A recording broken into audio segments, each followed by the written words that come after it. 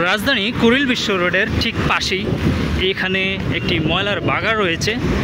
এই ময়লার বাগার দিয়ে যখন যাওয়ার চেষ্টা করি তখন একটা স্মেল পাওয়া যায়। সেই স্মেলটা হয়তো অনেকের কাছে খারাপ, অনেকের কাছে ভালো, অনেকের কাছে, কিন্তু যারা এখানে কাজ করে তাদের কিন্তু এই স্মেলটা কোনো বিষয়ই না।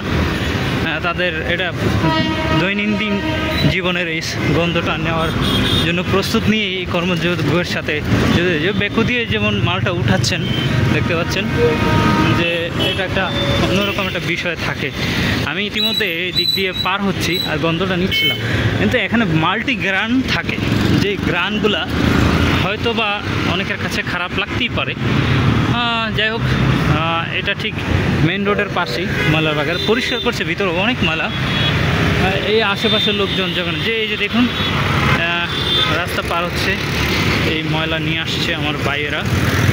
তারা যদি এই শহরটা পরিষ্কার না রাখতো, ময়লা নিয়ে না যেত, তাহলে হয়তো বা আপনার কষ্ট করে নিজে ময়লাগুলা এখানে এসে রাখতে হতো। তবে ভালো থাকবেন, সুস্থ থাকবেন, এছাড়া সুস্থ থাকবেন। আমি এখন যাচ্ছি একটা কাজে কর্মে, এই জন্য এই জায়গাটাতে দাঁড়িয়ে ভিডিওটা করলাম।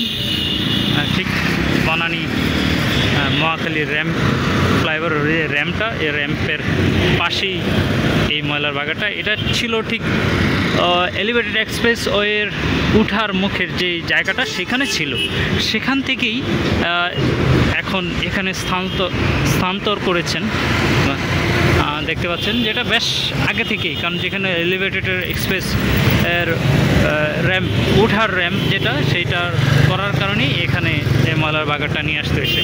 সিটি কর্পোরেশনের আন্ডারে এই ময়লার কার্যক্রমগুলো চলে। আপনার বাসার ময়লা তারা নিয়ে আসেন। এই যে দেখতে পাচ্ছেন যে বাইরে কাজ করছেন, ওনারা কাজকর্মের সাথে জড়িয়ে আছেন। তো প্রতিদিন হাজার হাজার মেট্রিক টন এরকম ময়লা সারা ঢাকা শহর থেকে বিভিন্ন জায়গায় নিয়ে বিভিন্ন নালা ডোবা সেখানে ভর্তি করে। কাক এখানেই দেখা যায়, কাক আসলে, আদারওয়াইজ কোথাও কাক ঢাকা শহরে না। আগে কাকের দেশ ছিল ঢাকা, সো এখন কাকও নেই।